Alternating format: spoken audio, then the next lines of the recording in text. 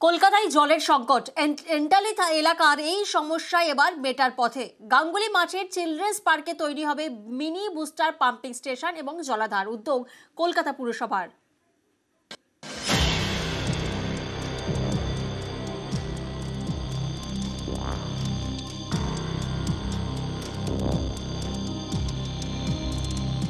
কলকাতা পুরসভার 56 নম্বর ওয়ার্ড এন্টালি থানা এলাকা।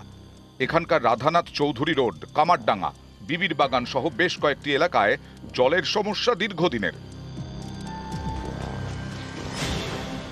কোথাও আবার রাস্তার থেকে নিচে কল, অভিযোগ সেখান থেকে ঠিকমতো জলও মেলে না। কোথাও আবার ভরসা কুয়ো। এই জলের সমস্যায় এবার মেটার পথে। এন্টালির গাঙ্গুলি মাঠে রয়েছে চিলড্রেন্স পার্ক। এখানেই মিনি বুস্টার পাম্পিং স্টেশন তৈরি করবে কলকাতা পুরসভা। তৈরি হবে জলাধার, অর্ধেক মাটির নিচে, অর্ধেক ওপরে। এই জলাধারের ওপর নতুন করে তৈরি হবে চিলড্রেন্স পার্ক। এই কাজের জন্য মাপজোকও শুরু করেছে পুরসভা। আগে সারাদিন জল পেতাম, পরে বন্ধ হয়ে গেছে, এখন দুবেলা জল পাই। এই দুবেলাটাকে আমরা চাই 3 বেলা যাতে জল আসে এবং সাপ্লাইটা বেশি আসে। অনেকটাই আশার আলো দেখছি।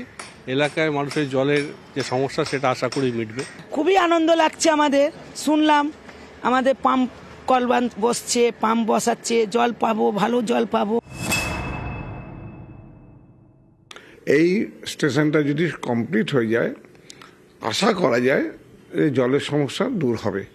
তবে আমি এখনই পুরোপুরি স্যাঙ্গুইন নয় যে পুরো ওয়ার্ডের পরিষেবাটা পৌঁছে দিতে পারবো। এটা কমপ্লিট হোক, আমরা দেখে নিই কতটুকু আমরা মেটাতে পারি, বাদবাকিটা আমরা চেষ্টা করব। মধ্য কলকাতার এন্টালি এলাকার বিস্তীর্ণ এলাকায় এই পানীয় জলের ঘাটতি মেটাতে কলকাতা পুরসভার উদ্যোগ জলাধার এবং বুস্টার পাম্পিং স্টেশন।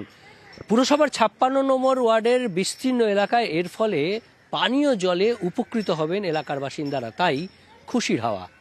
ক্যামেরায় লালটু ঘোষের সঙ্গে বিশ্বজিৎ, নিউজ 18 বাংলা।